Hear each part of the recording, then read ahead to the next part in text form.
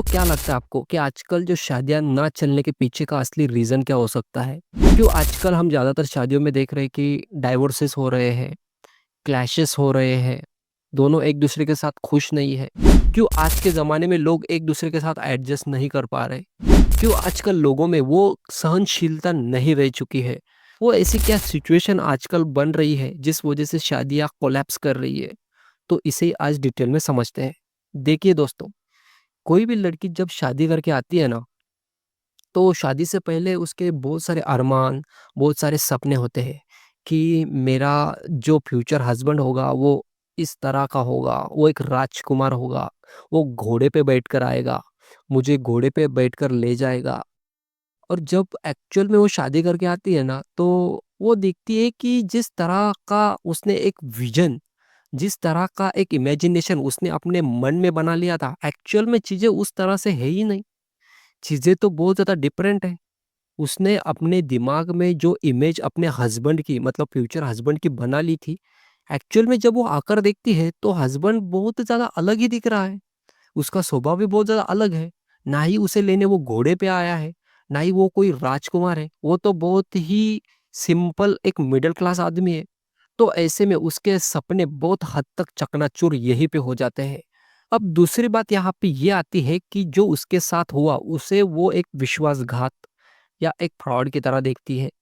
इसीलिए वो अपने हस्बैंड के साथ वो बॉन्डिंग क्रिएट नहीं कर पाती। उसे अब ये लगने लगता है कि पूरी लाइफ अब मुझे सिर्फ कॉम्प्रोमाइज़ और एडजस्टमेंट करके मेरी लाइफ अभी निकालनी पड़ेगी। तो ऐसे में वो लड़की वहाँ पे सर्वाइव करने के बारे में सोचेगी ही नहीं। तो ऐसे डिस्टर्ब माइंड के साथ जब वो अपना से एक संसार खड़ा करेगी या फिर अपने संसार को शुरुआत करेगी, तो वहाँ पे क्लैशेस होने के छोटी-छोटी बातों को लेकर होने के बहुत ज़्यादा चांसेस हैं। क्योंकि क्या होगा अगर उसे पहले ही एक तो उसका मूड ऑफ है कि उसे वो मैरिज में कोई इंटरेस्ट ही नहीं था, फिर भी उसने वो मैरिज कर ली, ठीक है? तो अभी यहाँ पर अगर उसके हस्बैंड के साथ उसकी छोटी-छोटी बातों को लेकर मान लो कोई इश्यू हो जाता है या आर्ग्यूमेंट्स हो जाती है, तो वो डिस्टर्ब माइंड के साथ उन चीज़ों को वो टैकल करेगी। और अगर डिस्टर्ब माइंड के साथ टैकल करेगी तो वहाँ पे वो क्लैशेस बहुत ज़्यादा बड़े हो जाएँगे। मतलब वो उन चीज़ों को हैंडल करने की जगह उन सिचुएशन को वो और बड़ा करेगी, ठीक है? और इसी के चलते वो अपने मन में अपने ससुराल वालों के लिए एक बहुत ज़्यादा हेट क्रिएट कर लेगी, अपने पति के लिए हेट क्रिएट कर लेगी, अपने सास-ससुर के लिए हेट क्रिएट कर लेगी या परिवार में जितने भी लोग हैं उनके लिए हेट क्रिएट कर लेगी। और फिर होगा ये कि वो चाहेगी कि मैं किस तरह से इस मैरिज से बाहर पड़ जाऊँ, क्योंकि वो उस मैरिज को एक बोझ की तरह देखने लगेगी। फिर वो क्या करेगी, अब ये लड़की छोटी-छोटी बातें अपने मायके में मतलब अपनी माँ के साथ शेयर करेगी, ठीक है? और फिर यहाँ पे उसकी माँ उसे समझाने के बजाय या फिर सिचुएशन को समझने के बजाय उसे और ज़्यादा सपोर्ट करेगी और उसे और ज़्यादा भड़काएगी। क्योंकि उसे तो लगेगा कि मेरी बेटी पीड़ित है, उसके ऊपर अत्याचार हो रहे हैं। तो यहाँ पे वो अपने बेटी को ही सपोर्ट करेगी और उल्टा उस सिचुएशन को समझकर उस सिचुएशन को किस तरह से उसे हैंडल करना चाहिए ये समझाने के बजाय वो बस उस सिचुएशन में तुम किस तरह से खुद को सेफ रह सकती हो या फिर उस सिचुएशन को किस तरह से एक एग्रेसिवली तुम हैंडल कर सकती हो, इसके लिए वो उसे मोटिवेट करेगी, ठीक है? तो यही कारण बनता है कि आगे चलकर जो मैरिजेस के क्लैशेस है ना वो बहुत बड़ा रूप ले लेता है, ठीक है? और जब लड़की को बाहर से सपोर्ट मिलने लग जाता है ना, जैसे मायके से अगर सपोर्ट मिल रहा है, मायके वालों ने सपोर्ट करना बहुत अच्छी बात है, ठीक है? लेकिन गलत चीज़ों पर नहीं। अगर उनकी लड़की गलत है या फिर उनकी लड़की अगर पीड़ित नहीं है, तो उन्होंने ऐसी चीज़ों में लड़की को समझाना चाहिए। उल्टा लड़की को सपोर्ट बिल्कुल भी नहीं करना चाहिए। लेकिन अगर वहीं पर लड़की अगर खुद विक्टिम नहीं है, मान लो वही है जिसकी वजह से यहाँ पे इतने ज़्यादा ड्रामा क्रिएट हो रहे हैं, इतने ज़्यादा झगड़े उसी की वजह से बढ़ चुके हैं, तो वहाँ पे वो लोग उसे और ज़्यादा सपोर्ट करते हैं और लड़की को जब पता चल जाता है कि उसे अपने मायके से सपोर्ट मिल रहा है, तो फिर ऐसी सिचुएशन में उस लड़की के लिए ससुराल छोड़ना बहुत बड़ी बात बिल्कुल भी नहीं होती है। उसके मन में वो डर होता ही नहीं है कि ससुराल छोड़ने के बाद मेरे ऊपर क्या-क्या सिचुएशन आ सकती है, मेरी लाइफ किस तरह से आगे मूव ऑन हो सकती है। जिस दिन उसे अपने मायके की तरफ से सपोर्ट मिलने लगेगा ना, उसी दिन से उस लड़की को पर निकलने लग जाएँगे, ठीक है? ऐसे मैंने बहुत ज़्यादा समाज में उदाहरण देखे हैं कि जहाँ पर लड़कियों को अगर बाहर से किसी से भी सपोर्ट मिलने लग जाता है ना, आपने देखा होगा कि लड़कियाँ जब एक्स्ट्रा मैरिटल अफेयर्स बनाती है, तो क्या होता है वो जो बाहर वाला बंदा होता है ना, वो लड़कियों को सपोर्ट दिखाता है। तो वहीं पर वो अपने हस्बैंड के अगेंस्ट चली जाती है। वहीं पर वो अपने हस्बैंड को बेइज़्ज़त करने लग जाती है।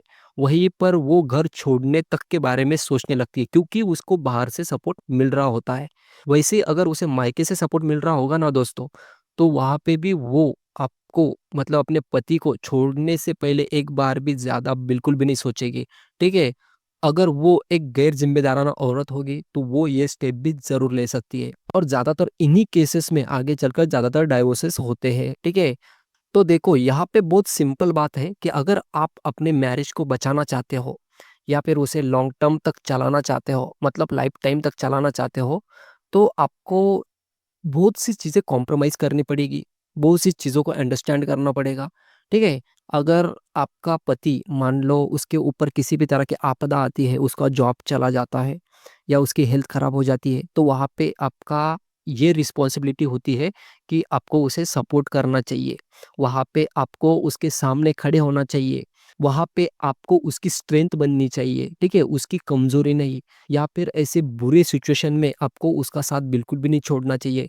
ना ही उसे ज़लील करना चाहिए, ना ही उसे किसी तरह का टॉर्चर करना चाहिए, ठीक है? और वही पति का भी यही रिस्पॉन्सिबिलिटी बनती है कि अगर उसकी जो पत्नी है, वो किसी भी ऐसी बुरी सिचुएशन से अगर गुज़र रही होगी, मान लो वो अगर किसी ट्रॉमा से गुज़र रही हो, मान लो प्रॉब्लम साइकोलॉजिकल हो या फिर कोई हेल्थ इश्यू हो या फिर फाइनेंशियल इश्यूज़ हो, तो वहाँ पे हर हस्बैंड को उसका सपोर्ट सिस्टम बनना चाहिए।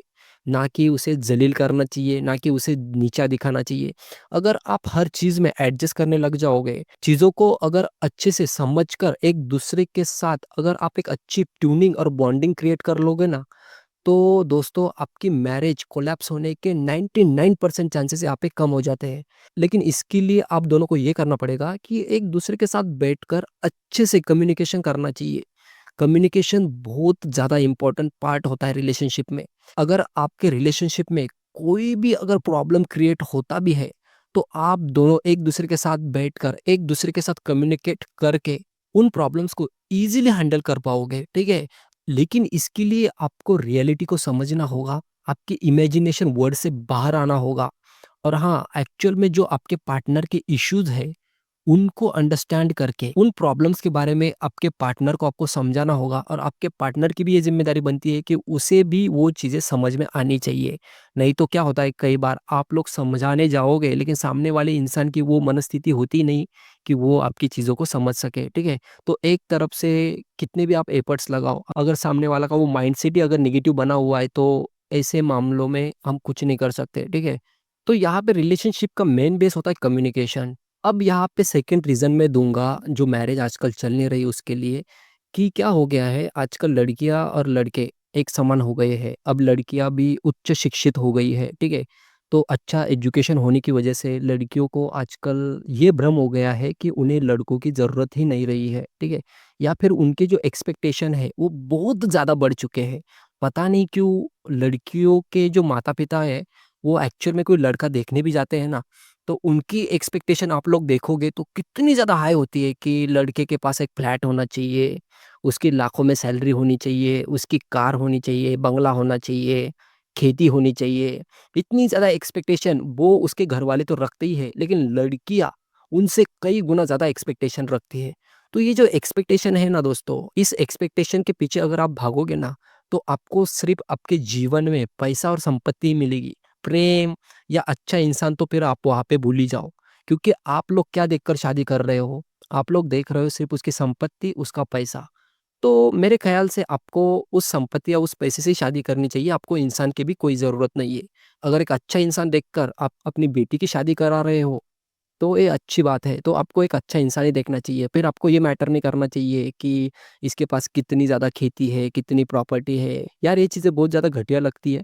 ठीक है, एक सिक्योरिटी के हिसाब से आप लोग ये देखते हो कि मेरी बेटी आगे चलकर बहुत अच्छे से ज़िंदगी गुज़ारे, या फिर मेरी बेटी एक लग्ज़री लाइफ़ जिए, अच्छी बात है। हर माता-पिता को अपनी बेटी की चिंता होती है, लेकिन जो लग्ज़री आज उसके पास है, वो कल भी रहेगी इसकी गारंटी क्या आप लोग दे सकते हो? नहीं दे सकते ना। और वही इंसान आगे चलकर आपके बेटे को छोड़ नहीं देगा, इसकी गारंटी आप दे सकते हो? नहीं दे सकते, ठीक है?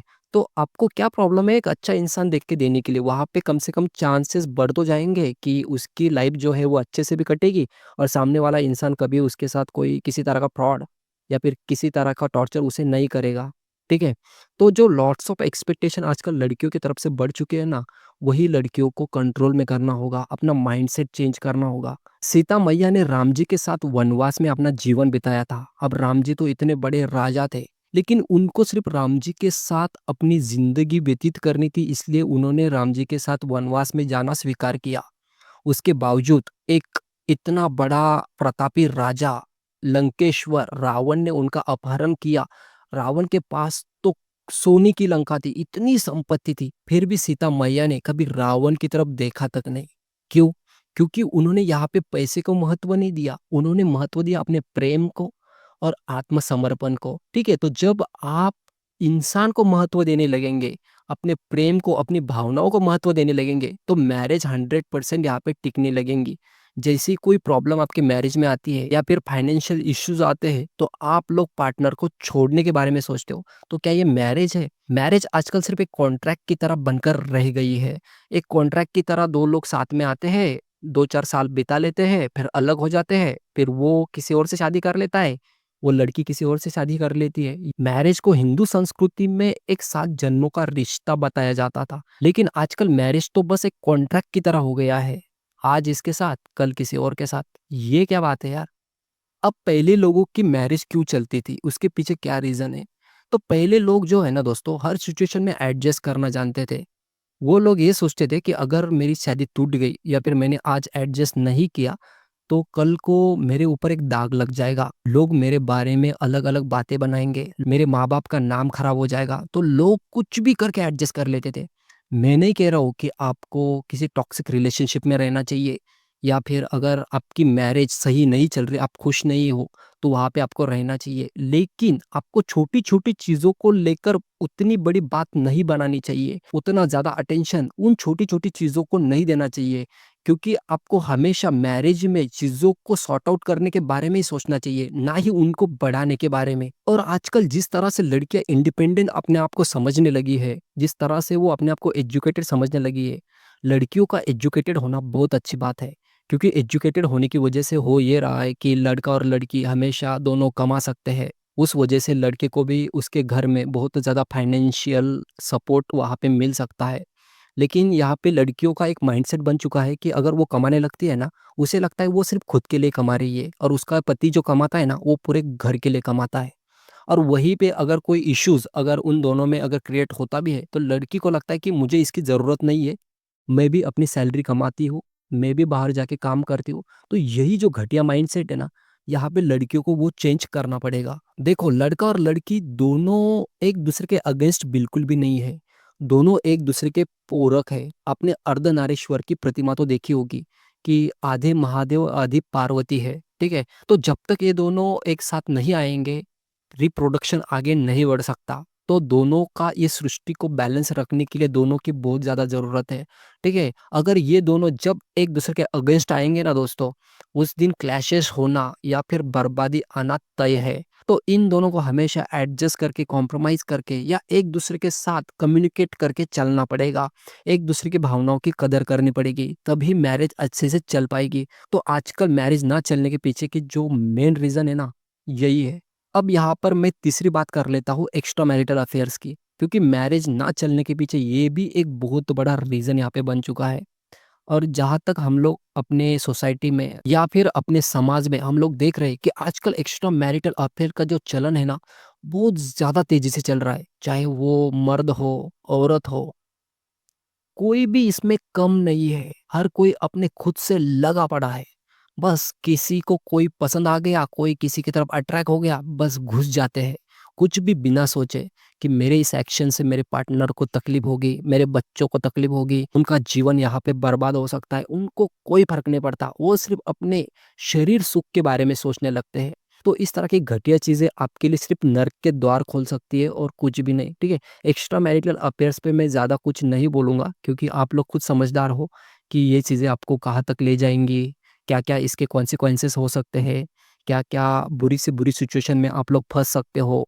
और आप लोगों ने देखा होगा कि एक्स्ट्रा मैरिटल अफेयर जिन्होंने भी बनाया, उनका घर कभी भी हैप्पी नहीं रहा। उनका घर हमेशा खुशियों का मोहताज रहा। उन्होंने हमेशा बाहर ही खुशियाँ ढूँढी और इस वजह से ना तो उनके बच्चे खुशी से जी पाए, ना तो उनके पार्टनर खुशी से जी पाए। मुझे कोई फ़र्क नहीं पड़ता, चाहे लड़का हो या लड़की, अगर वो एक्स्ट्रा मैरिटल अफ़ेयर कर रहे हैं, तो ये सबसे बड़ा पाप माना जाता है। क्योंकि आपकी इस घटिया हरकत की वजह से ना, आपका पार्टनर किस लेवल तक सफ़र कर सकता है, ये आप लोग इमेजिन भी नहीं कर सकते, ठीक है? वो किस तरह का ट्रॉमा आगे चलकर ज़िंदगी भर कैरी कर सकता है ना, इस बात की आपको भनक भी नहीं है। और लोग यहाँ पे बहुत ज़्यादा दोगले बन चुके हैं। लोगों का माइंडसेट कैसा बन चुका है कि अगर उनका खुद का कोई अफ़ेयर बाहर होगा, तो वो उनके लिए जस्टिफाइड होगा। लेकिन वहीं पे उनका पार्टनर बना लेता है ना, वहीं पे उनकी जलने लग जाती है। तो ऐसा क्यों? खुद का अफेयर आपके लिए सही है और आपके पार्टनर का आप लोग देख नहीं सकते। तो भाई जिसके साथ आप अफेयर बना रहे हो, वो भी तो किसी का पार्टनर है। उसे जब ये बात पता चलेगी, तो उसकी भी तो लाइफ आप बर्बाद कर रहे हो। उसको आगे चलकर किस तरह का दर्द आप लोग दे सकते हो? क्या आपने कभी इस बारे में सोचा है? क्यों सोचोगे? आपके पास सोचने के लिए टाइम ही कहाँ है? क्योंकि जब तक आपके दिमाग के ऊपर इन हार्मोन्स ने अपना डेरा बना लिया है ना, आप लोगों को कोई बात समझ में आएगी ही नहीं, ठीक है? क्योंकि डोपामाइन, ऑक्सीटोसिन, एड्रेनालिन इस तरह के जो लव हार्मोन्स है ना दोस्तों, ये आप लोगों को शुरुआत में जो हनीमून फेज़ का आनंद देगा ना, वो बहुत ही ज़्यादा हाइपर लेवल का होगा और इस फेज़ में आप अपने आप की तरफ ध्यान नहीं दे पाओगे। फिर इन सब चीज़ों के बारे में सोचना तो बहुत दूर की बात है, ठीक है? तो इन हार्मोन्स के चक्कर में फँस के आप लोग अपनी या फिर अपने पार्टनर की या फिर सामने वाले किसी के भी पार्टनर की लाइफ बिल्कुल भी खराब ना करें, क्योंकि ये चीज़ें आपकी लाइफ खराब कर सकती है, यहाँ तक कि आपकी ज़िंदगी भी इसकी वजह से बर्बाद हो सकती है। ठीक है दोस्तों? तो दोस्तों मुझे यही समझाना था आज की वीडियो में। तो दोस्तों आजकल जो शादियाँ नहीं चल रही है, उसके ज़्यादातर यही 3 रीज़न्स हैं। तो यहाँ पर मैंने जो पहले 2 पॉइंट्स यहाँ पे एक्सप्लेन किए, तो यहाँ पे जो पहले मैंने 2 पॉइंट्स बोले वो लड़कियों के कॉन्टेक्स्ट में बोले हैं। वो इसलिए क्योंकि ज़्यादातर हमने देखा होगा कि डिवोर्स जो है वो लड़कियों की तरफ से ही ज़्यादा हो रहे हैं और लड़के हमेशा यही चाहते हैं कि उनकी शादी आगे तक चले, या फिर लड़के ज़्यादातर फ्यूचर के बारे में सोचते हैं और लड़कियाँ आज के प्रेज़ेंट के बारे में सोचती है। आपने देखा होगा कि एक्स्ट्रा मैरिटल अफ़ेयर में भी जो लड़के होते हैं वो अपनी बीवियों को कभी नहीं छोड़ते। लेकिन अगर कोई लड़की अगर एक्स्ट्रा मैरिटल के चंगुल में अगर आ जाती है, तो वो सबसे पहले अपने पति को छोड़ने के बारे में सोचती है। वो ये तक नहीं देखती है कि उसके 2 बच्चे हैं, उसका एक परिवार है या फिर उसके माता-पिता पे क्या गुज़रेगी इसके बाद। उसे कोई लेना-देना नहीं होता है। वो सिर्फ़ अपने पार्टनर और अपनी खुशी के बारे में सोचती है। तो यहाँ पे लड़कियों को ये चीज़ें समझने की बहुत ज़्यादा ज़रूरत है। बाकी लड़के अपने फ्यूचर के बारे में, अपने प्रेज़ेंट पार्टनर के बारे में या फिर अपनी फैमिली के बारे में थोड़ा बहुत तो सोचते तो ज़रूर है। इसलिए मैंने एक्चुअल में जो इश्यूज़ है लड़कियों के, वो आइडेंटिफ़ाई करके इस वीडियो को बनाकर आप लोगों को समझाने की कोशिश की। ठीक है? तो अगर ये वीडियो आपको इन्फॉर्मेटिव लगी होगी तो वीडियो को लाइक ज़रूर कीजिएगा, ठीक है?